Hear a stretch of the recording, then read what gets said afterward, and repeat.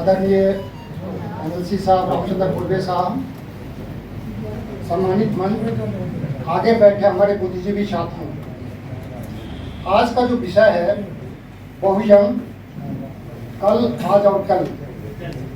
तो सबसे पहले मैं बहुजन सुखाय बहुजन हिताय करने की बात करने वाले महात्मा बुद्ध के चरणों में नमन अर्पित करता हूँ। उन्होंने सबसे पहले बहुजन का संकल्प किया।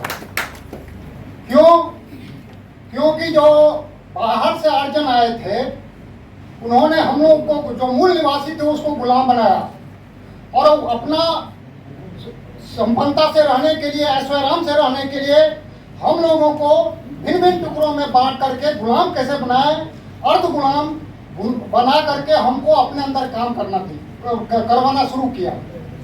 तो महात्मा बुद्ध ने उनके तकलीफ को समझा और बहुजन हिता और बहुजन की सुख की बात की। बहुजन का हिताय मतलब जो ऐसी नीति जो बहुजन के लिए काम करे, बहुत सारे आदमी के लिए, एक आदमी, एक परिवार, एक जात के लिए नहीं करे, बहुत समाज के लिए काम करे, वो हुआ बहुजन।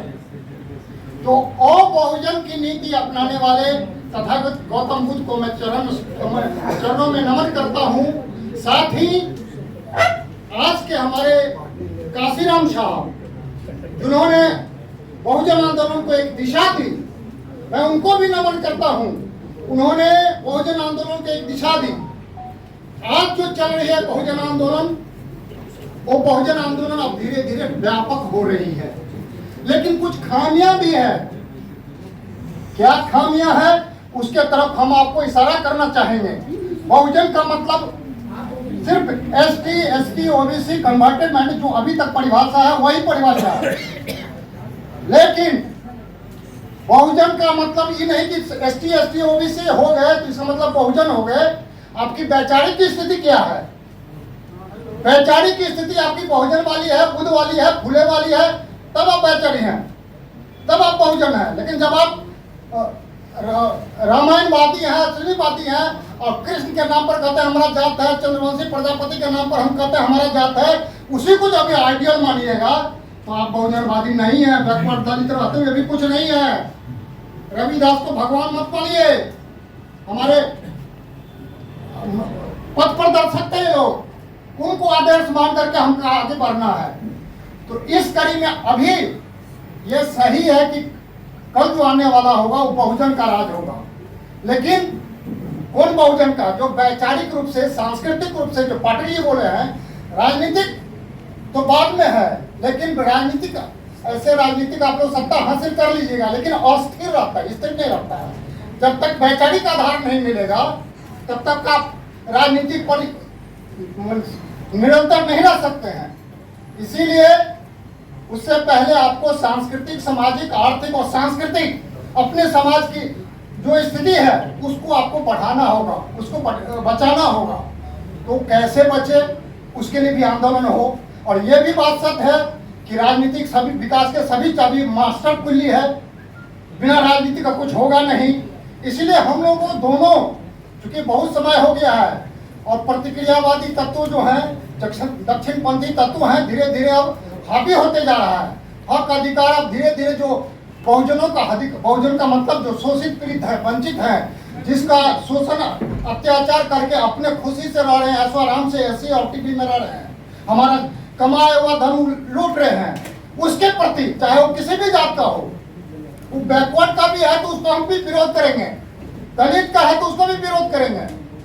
जब ये भावना आएगी तब बहुजन का कंसेप्ट आएगा। वो कैसे हो, तो हमको देखना होगा कि जैसे आप अभी जो चल रही है डिबेट, वो एसटी, एसटी, ओबीसी की चल रही है, लेकिन एसटी, एसटी, ओबीसी में भी जो हमारे कुछ नेता आगे बढ़ गए हैं, वो जात की बात करके आगे बढ़े हैं, जात को संगठित करके आगे बढ़े हैं। लेकिन वो अपना नेता बन गए, वो अपना और जात के लिए कुछ नीतियां बना दी, कुछ फायदा कर दिया, बस उतना ही।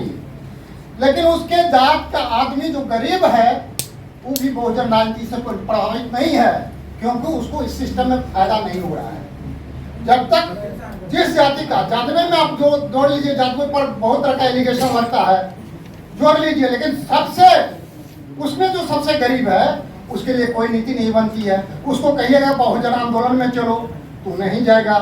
क्यों? क्योंकि इसके हित की बात आप नहीं करते हैं। आप बहुजन के नेता हैं, वो हमारा समाज जो पीछे गरीब रह गया है उसके लिए कौन बात करेगा? हमको पहले बात करना होगा, अपनी सुख सुविधा हमको अपना छोड़ना होगा।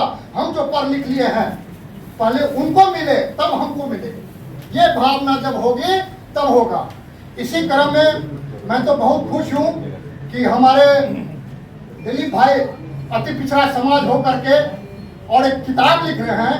पहले तो कहते थे कि कर्पूरी जी नहीं रहते तो हम गाय अति भेड़ बकरी चलाते रहते। आज कर्पूरी जी जनना है, कर्पूरी जी आए तो हम आज प्रोफेसर बने हैं। ये बहुत बड़ी चीज हम प्रोफेसर जनना है कर्पूरी ठाकुर। लेकिन अब ये खुशी की बात है कि उनके कर्पूरी ठाकुर के वंशजों को जो अधिकार हक अधिकार मिला उनको आगे बढ़ाने का काम डॉक्टर दिलीप पाल जी कर रहे हैं। वो वैचारिक रूप से अब अपने पहले दूसरे की किताब पढ़ते थे, अब अपना किताब दूसरे को पढ़ाएंगे। ये अति पिछड़ा का सशक्तिकरण है, बहुजन का सशक्तिकरण है। ये बहुत बड़ी चीज है, ये हम लोग की गर्व की बात है। और जहाँ तक अति पिछड़े की बात है तो समाज का स्ट्रक्चर देखना होगा, कैसे पिछड़ा अति पिछड़ा ये सब कैसे सशक्तिकरण हो, इसके पर भी आपको ध्यान देना होगा। सिर्फ पिछड़ा करने से अति पिछड़ा आपके साथ आने वाला नहीं, बहुजन आपके साथ आने वाला नहीं, दलित आपके साथ आने वाला नहीं। सभी को मुद्दों को, सबको सम्मान, सबको इज्जत, सबका हक मिलना चाहिए, तब आपके साथ आएगा और कल आपका निश्चित ही भविष्य बहुत उज्जवल होगा। इसी के साथ जय भारत, जय संविधान।